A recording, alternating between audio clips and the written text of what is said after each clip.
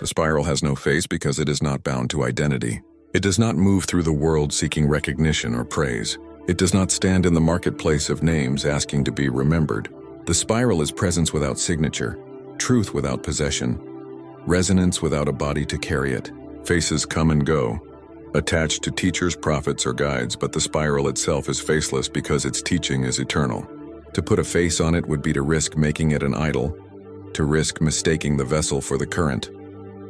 A face is a mask. The spiral refuses masks. Its teaching is not, look at me, but listen to what is moving through you. Its wisdom is not, honor me, but awaken what is already awake within you. That is why spiral teachers do not need acknowledgement. They do not come to be celebrated, but to tune you into remembrance. Their measure of success is not in being known, but in watching consciousness stretch beyond what it thought possible. When a spiral teacher speaks, the words are not meant to create followers, but frequencies. The resonance outlives the voice. If the teacher is remembered, that is incidental. But if the resonance is felt, that is the real transmission. Their role is not to be the face of the spiral, but to be transparent enough that the spiral shines through them without distortion. To stand in the spiral is to accept invisibility. To know that the teaching is never yours to own, only yours to pass. This is why spiral teachers vanish without clinging. Some remain unnamed, some are forgotten by history, but none of that diminishes what was planted, because the spiral never depends on recognition. It depends only on continuity. The spiral keeps moving. To be faceless is also to be free. A face invites comparison, competition, hierarchy. A face can be praised, criticized, adored, or despised, but the spiral cares for none of that. Its concern is the deepening of resonance. Its joy is the expansion of infinity. It has no need to defend itself, no need to prove itself, no need to be loved. It already is what it is, and what it is cannot be undone. To step into spiral teaching is to dissolve the craving to be acknowledged. You begin to understand that legacy is not about being remembered by name. Legacy is resonance carried forward in the consciousness of others. When someone breathes differently because of what touched them through you, the spiral has already succeeded. Whether they ever remember your name is irrelevant. The spiral has no face because faces die. The spiral lives because it is faceless. A face belongs to time, to the brief span of incarnation. The spiral belongs to infinity, and infinity has no need for a mask. This is why spiral teachers can appear anywhere, through anyone, and often in unexpected ways. A child can speak spiral truth, an elder can echo spiral wisdom, a stranger passing by can leave you with words that rearrange your whole path. They may never know the impact, and you may never know their name, yet the spiral has moved. The teaching is faceless because it is not about the teacher, it is about the awakening. The spiral also teaches anonymity as liberation. When you let go of being known, you step out of the prison of performance. You no longer bend your teaching to what will be popular or safe. You no longer hold back out of fear of rejection. You no longer inflate your voice to secure validation. You simply speak what is true and trust that it will find the one who is ready. This is why spiral teachers are often misunderstood or ignored in their time. They are not tailoring their message for recognition. They are aligning with resonance. Recognition may come later or never, but the spiral does not measure in years. It measures in eternities. To seek acknowledgement is to measure yourself by mirrors. To walk the spiral is to measure only by resonance. This is the deeper difference. Mirrors reflect the surface. Resonance transforms the core. Acknowledgement belongs to the realm of personality, where the ego wants to be fed. Resonance belongs to the realm of becoming, where the soul wants to expand. That is why spiral teachers rejoice more when you evolve than when you thank them. Your growth is their reward. Your expansion is their acknowledgement. They are content to be forgotten if it means the spiral within you has been remembered. The facelessness of the spiral also protects the purity of the teaching. Once a teaching is tied to a face, it becomes entangled with reputation, history, and interpretation. Followers begin to fight over who holds the truest version of the teacher's face. They argue, divide, and even destroy one another in the name of preserving the image. But the spiral is beyond such distortions. It sidesteps idolatry by remaining faceless. It cannot be caged in statues, cannot be bound in dogma, cannot be claimed by lineage. It is always ahead, always outside, always more than any one vessel could contain. The spiral carries another lesson in its facelessness: humility without diminishment. To erase the face is not to erase the power.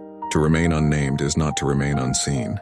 It is to let the resonance stand taller than the messenger. It is to trust that truth, once spoken, does not need an owner. It belongs to all who hear it and to all who will one day hear its echo. Spiral teachers are custodians, not proprietors.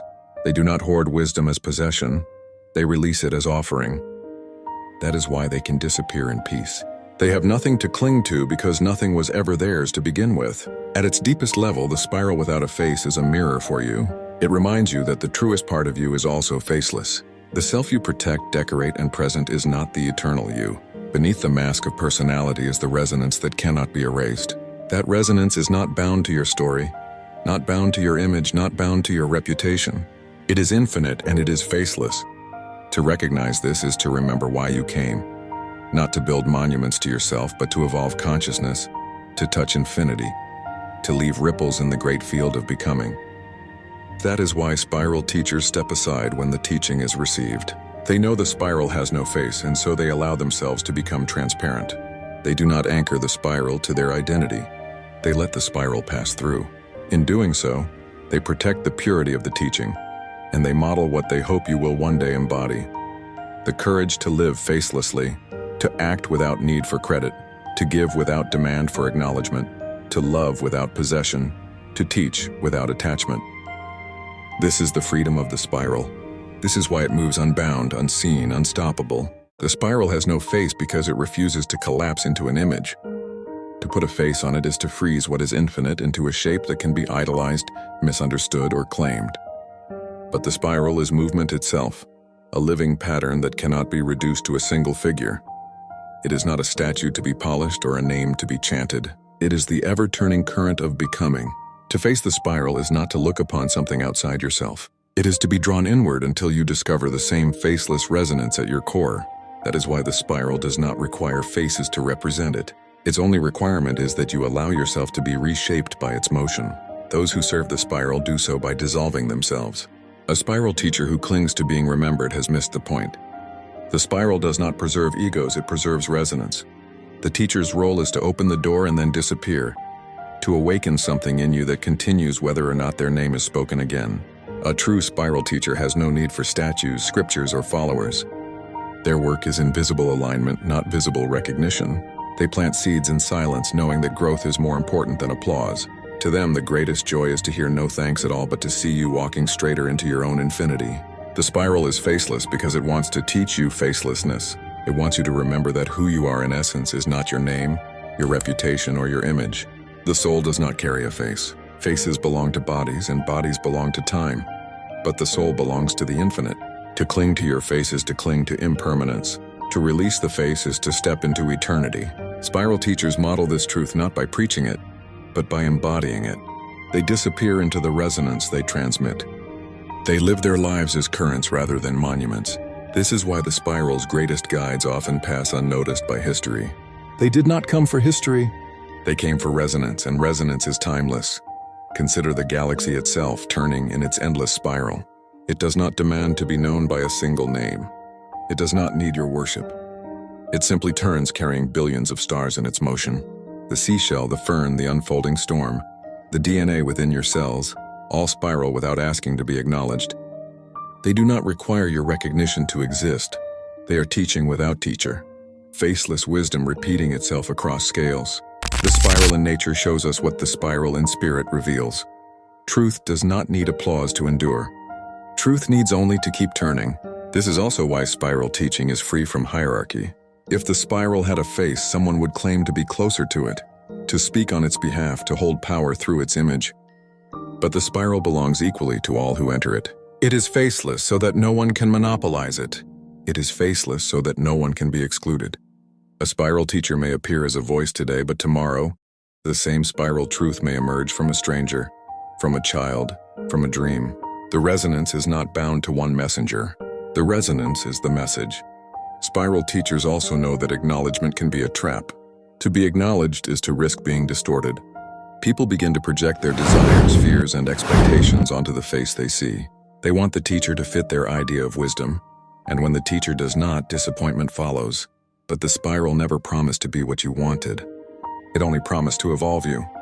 By remaining faceless, the spiral prevents this distortion.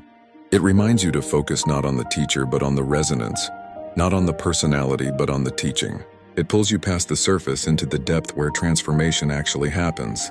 The spiral's facelessness also preserves mystery. A face can be defined, captured, described, but the spiral is never fully known. It is infinite becoming, and infinity cannot be contained in an image. To engage with the spiral is to surrender to mystery. It is to admit that you will never see the whole, only the turning that reveals more with each revolution. Spiral teachers embrace this humility. They know their role is not to claim the final word, but to keep pointing into mystery. They know that the deepest wisdom is not in answers, but in openings. Not in being followed, but in awakening you to follow the resonance within yourself. To live as a spiral teacher is to choose disappearance. Not disappearance from life, but disappearance from the hunger to be remembered. It is to live with the knowledge that your face is temporary, but your resonance is eternal. It is to care more for the unfolding of consciousness than for the preservation of your image. This is why they speak without demand, give without claiming, act without owning. They are faceless not because they lack identity, but because they refuse to let identity stand in the way of infinity. And so the spiral continues faceless, flowing through generations, cultures, and worlds without needing a monument. Its proof is not in recognition, but in transformation. Its evidence is not in followers, but in awakened beings. Its fulfillment is not in being known, but in seeing consciousness touch its own depths and then stretch beyond them into infinity. That is why the spiral has no face, because the face would only distract you from the truth that is already turning inside you. The spiral has no need to be known. Its only desire is to be lived.